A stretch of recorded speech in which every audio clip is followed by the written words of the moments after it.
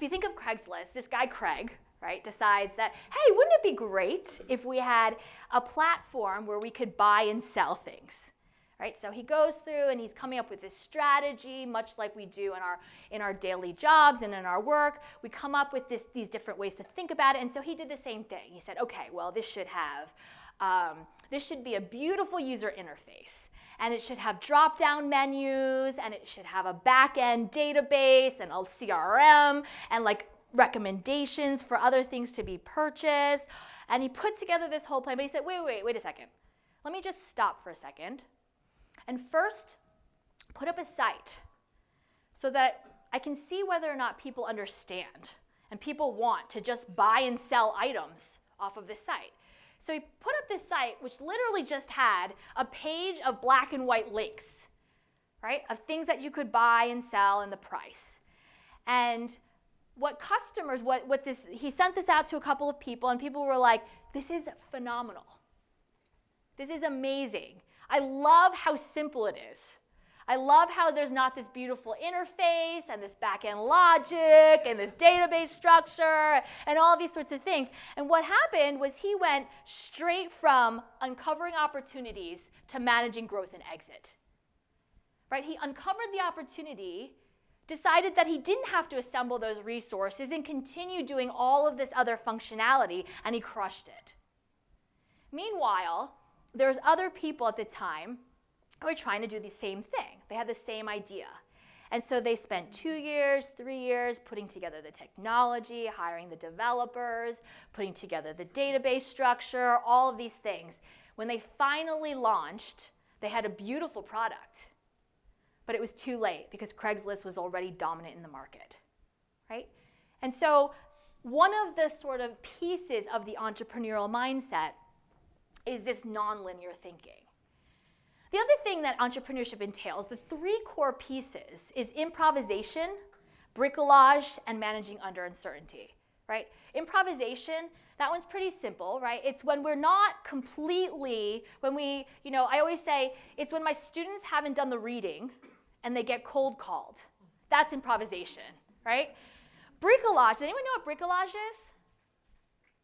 Yeah, bricolage, in the US, in the States, people are like, what is that word? But here, right, bricolage, it's a French word, right? And the best way to that I love to think about bricolage is, there's a show that used to be on called MacGyver. Does anyone know? Okay, I love how there's head nods, because usually I say, have you heard of MacGyver? And my 20-something students, it's like a sea of blank faces. But so MacGyver, right, there's this guy, he's this brilliant mastermind, and there's always some big travesty in the world. There's some big issue in the world, and so someone comes and says, MacGyver, there's somebody who wants to bomb the world, and we need you to come in and save us. And so MacGyver comes in, and he's like, I got this under control, no problem. And so over the course of a 30-minute or a 60-minute episode, he's like, ooh, a glass of wine, and a paper clip, and a wad of chewing gum, and a rubber band. And he puts it together. And in the last 30 seconds of the show, he pushes a button, the bomb fizzles, and the world is saved. That's bricolage. Entrepreneurs do it all the time because you have entrepreneurs who are resource constrained.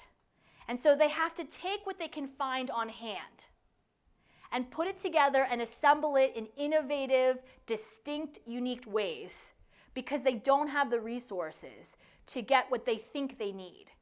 And instead, they take what they have on hand and assemble it in ways that really are impactful, right? And so in organizations, when we think about being entrepreneurial, that's another way that we can actually do all these, think outside the box, make all of those sorts of things that are encompassed in that entrepreneurship word that we can have the opportunity to do on a daily basis. And finally, managing under uncertainty. So when we think about uncertainty, what happens is that we often confound uncertainty with risk. We think about uncertainty and risk as the exact same things. And so what I study is, in a lot of my research, is how we use our gut feel to make decisions. How do we make decisions under conditions of extreme uncertainty, when we don't know probabilities, or we don't have the outcomes in advance, or we don't know how things are going to pan out. And there are ways that we can actually quantify our gut feel. There's ways that we think about that gut feel, the patterns, the schemas, the prototypes that we use in ways that are not stereotypically emotional or quick thinking or biased and so on and so forth.